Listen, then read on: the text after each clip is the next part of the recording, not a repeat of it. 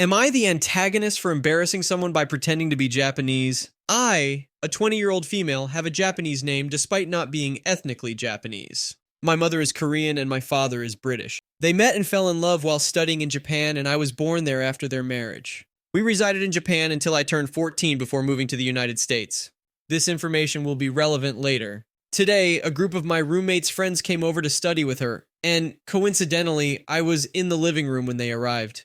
They introduced themselves to me, and when I mentioned my name, which is a typical Japanese female name, making it quite obvious of its origin, one of the girls made a disgusted expression and laughed, commenting that my name was foolish. She, being Japanese American, claimed that I was culturally appropriating her country as a white person.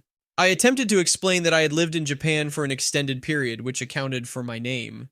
However, she persistently insisted that I was lying and declared that if what I said was true, I should be able to speak the language. Prompted by her statement, I conversed with her in Japanese, sharing details about my time in Japan and inquiring about her parents' prefecture of origin.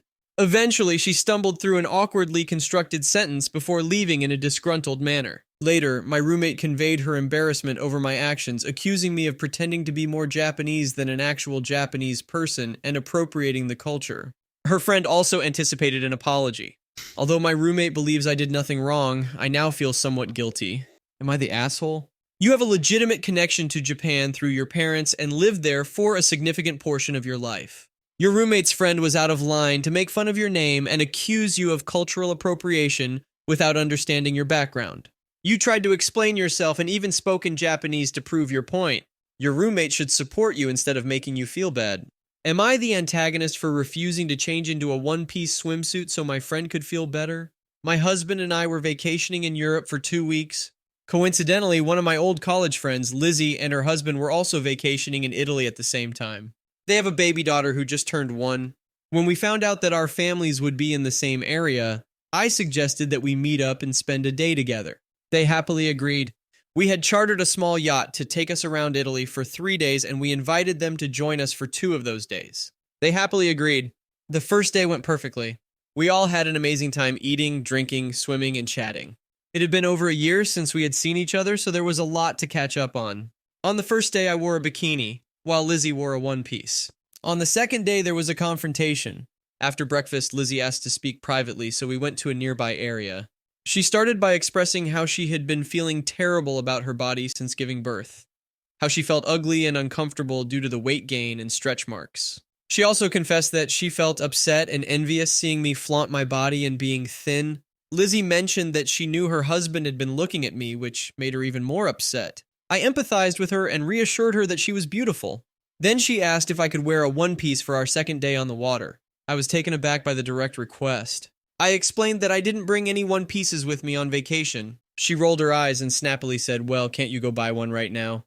I felt awkward because she was getting agitated and teary. I was uncomfortable and didn't know how to respond, so I awkwardly stumbled over my words. This further upset Lizzie and she yelled, "Are you F-King serious? You're being so selfish." In response, I apologized to Lizzie but explained that I wasn't willing to fulfill her request. I told her that while she could call me selfish, it wasn't my responsibility to make her feel better about her insecurities. This caused her to have a full-on sobbing meltdown, shouting that I had ruined her entire vacation. After a few minutes of back and forth, I decided to remove myself from the conversation, returned to my husband, and told him we should leave them. We didn't contact them for the rest of our time in Italy. It has been 3 days since the incident, and now we are back in the States.